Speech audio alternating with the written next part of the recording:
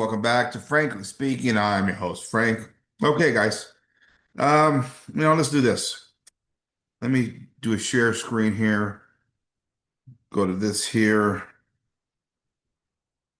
Um, okay. So here we go, right? I woke up this morning and Charlie Kirk uh is screeching about this Mandami or Zoran Mandami wins the primary for mayor in New York. And of course, he's a Muslim, and of course, the concerns of uh, another Muslim mayor being elected in the West, right? We've had, of course, a Muslim mayor in London, Amsterdam, I believe in Paris as well, too, and now New York. I mean, these are really the capitals of the liberal Western world are now electing Muslims to power. And of course, this is starting to concern some people. Now, in the New York Times article here, it's interesting. Talks about the race and everything that went on, but no mention, at least in the first few paragraphs here, that this Mr. Mamdani is actually a Muslim. And of course, I don't expect any honesty from a far left rag like the New York Times, but that's interesting. Let's see here. Let's see here. Let's go here. So Charlie Kirk comes out screeching this morning, right? Talking about how, listen, look at Charlie. Look at Charlie. Look at the little hat he's wearing right there. That's interesting. Yeah, Charlie, Charlie, came out screeching, saying, listen, we got to stop all this immigration. It's changing our culture. It's changing our values. And sure, listen, I would agree with Charlie in that, but the problem is that conservatives have never been on board with stopping any of that, right? Right. Conservatives have always been uncomfortable with the ideas of, talking about deeper issues of culture and society, right? They believe things like bloodline, heritage, true religion, culture, the history of our ancestral roots. Those are European issues, right? We left that behind. We're Americans. We're liberals over here, right? We believe in fighting a battle arena of ideas. We have these constitutional abstractions that are the greatest ideas, of course, put together by the greatest men, most smartest men in the history of the world.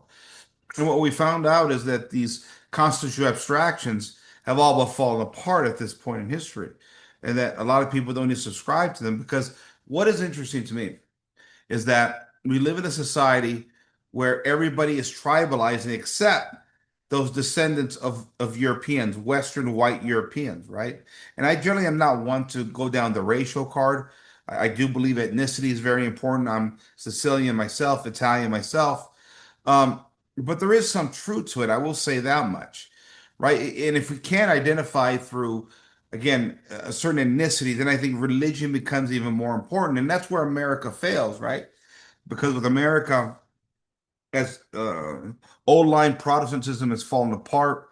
You've lost a hierarchical structure of Protestantism for what's called more like not denominationalism, but what is a phenomenon now within Protestantism is that you're going to your individual church. You're chasing certain pastors or individual churches rather than denominationalism.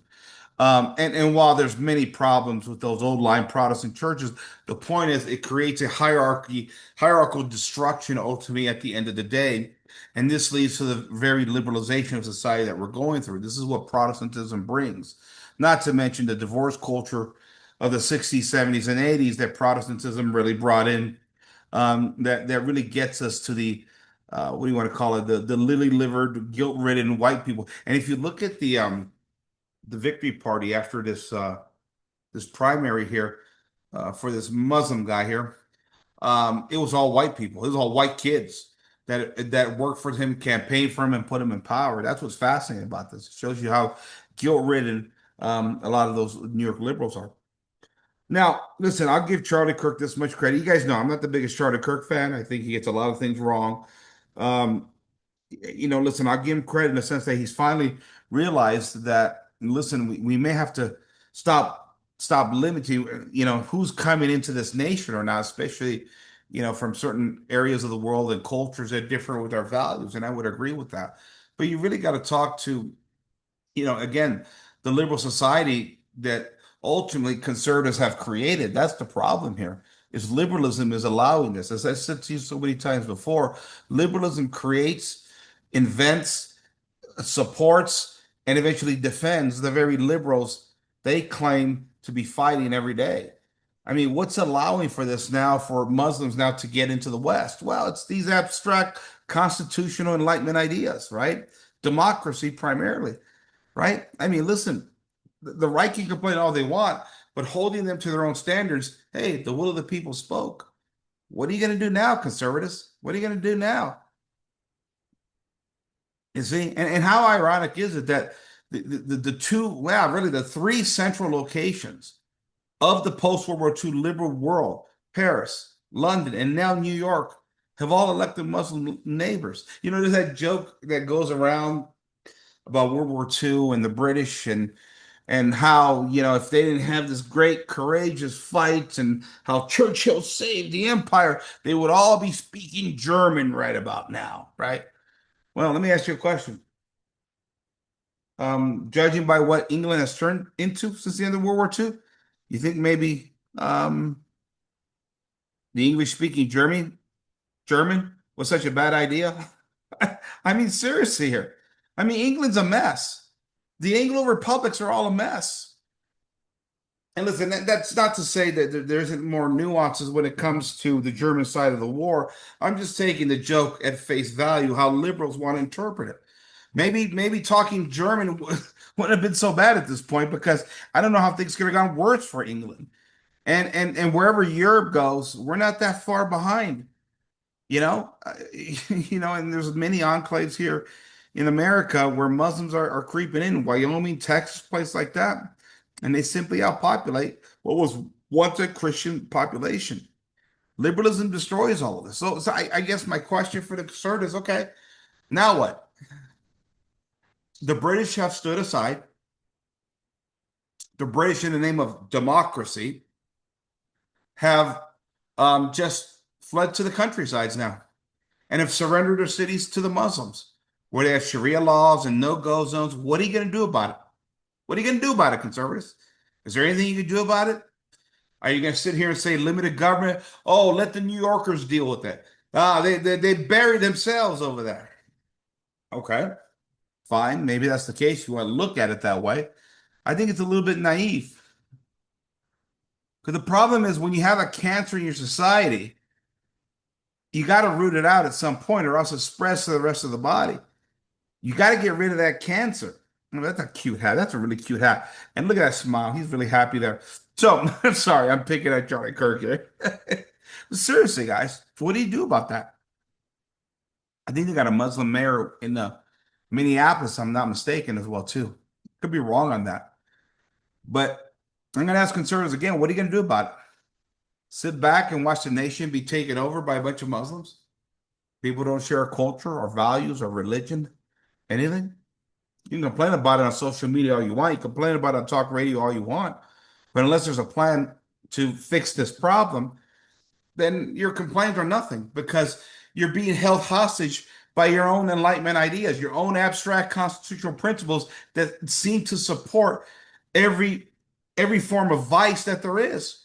And why should the Muslims be set apart from the Satanists? You guys have allowed the Satanists to come in, set up temples right next to Christian churches, all in the name of religious liberty, right? What about the LGBT community? That's a religion in and of itself. You can make an argument. Hey, you guys haven't stopped that. What have you guys ever stopped? What have you? All in the name of what? Freedom and liberty? It's this. This is hard to take seriously by these conservatives anymore. They bitch and complain. They see everything has gone wrong, everything is collapsing, but they don't have an answer to it. And they read the Constitution of the United States like it's a suicide pact. Nothing can be done. Okay, okay, okay, I guess so. But they had a similar problem in Italy, 1920s and 30s, only they were being invaded by a bunch of Bolsheviks. Despite what you may think of that era of Italian politics, the fascist regime took care of it. And they took care of it under the basis of, listen, we're saving our culture, our values, our civilization, our history, our faith, our religion, our family. Sometimes you do what is right and not allow some abstractions to destroy your families and your own civilization. You do something about it. I mean, what's Charlie Kirk gonna do? Call up some fascista squads to go take care of the Muslims, all the bad elements? Of course he's not. He's gonna bitch and complain. He makes a good living doing this talk radio stuff or whatever it is Turning Point USA does. He makes a good living at it. He complains about it all day. You'll get a bunch of disgruntled Americans and conservatives coming in to listen to them because they'll feel better, all the while the country collapses under the weight of liberalism. The very liberalism that conservatives gave us to begin with. The very liberalism that empowers the far left that the conservatives claim to be fighting against. Yet these abstractions, these Enlightenment abstractions, are the very things that give cover to the left. This is what I told you guys on this channel now for years now. And Charlie is one of the biggest ones here, one of the biggest frauds out there pushing this stuff because he doesn't have an answer. He complains, but he doesn't have an answer. And just like the British have done absolutely nothing, nothing like the cowards they are in America, conservatives will do nothing. They will do nothing. They're just going to say, well, it's New York, let them live in it. Okay. Until it all spreads to the rest of the country, right? Right?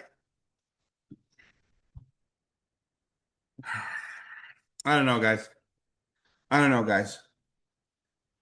At the rate that we are depopulating right now, well, let me take that back. At the rate of the fertility rates that are collapsing right now amongst Americans, and at the rate that Muslims are populating, um, it's only a matter of time. It's only a matter of time till it spreads to the rest of the nation. Either you could do something now where there's still a chance, or you could just, you know what, make your money, go away. Charlie Kirk and other conservatives will be in the grave, within the next 20, 30, 40 years. And then our kids and grandkids are going to be overrun by that. And they'll have to live in the tyranny and the unjust system that was created by guys like Charlie Kirk and other conservatives who were too cowardly to do anything and fell for these false abstractions of the Enlightenment. These false abstractions that have led to the complete decadence and collapse of the West. That's the irony of it all.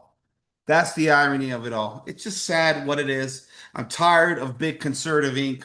They're all paid hacks. That's what they are. They're there just to keep the gravy train rolling. It's all fake. They have no answers. They have no real concrete issues at the end of the day. No definitive answers at the end of the day to solve any of these problems. So I don't know what to tell you guys. We got a Muslim mayor in New York again. It is what it is at this point in history, I guess. That's all I can say. And God help us all. Or actually, God help our children, because they're the ones that are going to suffer through this. But see, I'm going to make sure, at least on this channel, do my best, as small of an outfit as I am here, to make sure to let everybody know how we came to this, how conservatives and their stupid ideas got us here, how conservatives always gave cover to their leftist siblings, how conservatives gave the parameters for the bad guys to enter in here and take over, and them not having any answers, right? Because all we're going to get now, again, is this localism argument, it's the subsidiary argument, it's limited government argument. It's not going to stop it, right? It's like Timothy Gordon. Listen, I've really liked him. He's done a lot of great stuff lately, but he'll tell you, listen, hey, well, subsidiarity, crypto Catholic Republic. Well, what do we do about California, New York? Oh, nothing we can do. Throw your hands up, move to a red state. Well, how's that solve any of the problems? Right? How's that solve any of the problems of the nation? I understand. I'm all in favor of subsidiarity. I'm all in favor of localism. I get it. Right? I think at the local level, it should be local, again, local people that decide which direction the toilet bowl turns, to the left or to the right. Markets, zoning laws, right? All these ideas, great at the local level. But what happens when you have a cancer that's spreading through your nation that looks to upset the entire moral, political, and cultural fabric of your society? How can you allow just localism to deal with that? Because in the early 1920s and 30s, Pope Pius XI didn't sit by and condemn the fascists for, again, pushing the Bolsheviks back to the Soviet Union. They didn't do that. They understood when you have a cancer in your society, yes, localism, when Italians are determining for themselves what local ideas are. And that's what they did over there, right? Americans should be deciding. Americans of Western European descent should be deciding what our values are, what our cultures are, and not people from foreign lands. But in order to get rid of these cancers, who steps up to do that at a time? Because, right, you could be in Wyoming, you could be in Nebraska, you could be in Iowa. You say, okay, enough at the state level, but then you have California and New York that allow the cancers to subsist. Then what do? It's only a matter of time. There is no checkpoints at the borders. Anybody can move at any time. It's a free flowing system that we have from state to state. Yeah, maybe we do need to have more checkdowns and lockdowns from state to state. Maybe that's the case. I'd probably be in favor of that, but we don't have that system. There's a reason why these Muslims are going to Wyoming and Texas. So they lay low. They have less issues to deal with over there, right? All the while they're populated, taking over the nation. So it's just funny. It's just so hypocritical for conservatives to complain about this Muslim mayor when they have no answers to this. They're going to sit by like the wimps they are. They never do anything. They bitch and complain and they moan, and they never do nothing at the end of the day while the culture, society, and nation is overrun by people who don't share our values. That's pretty much it, guys.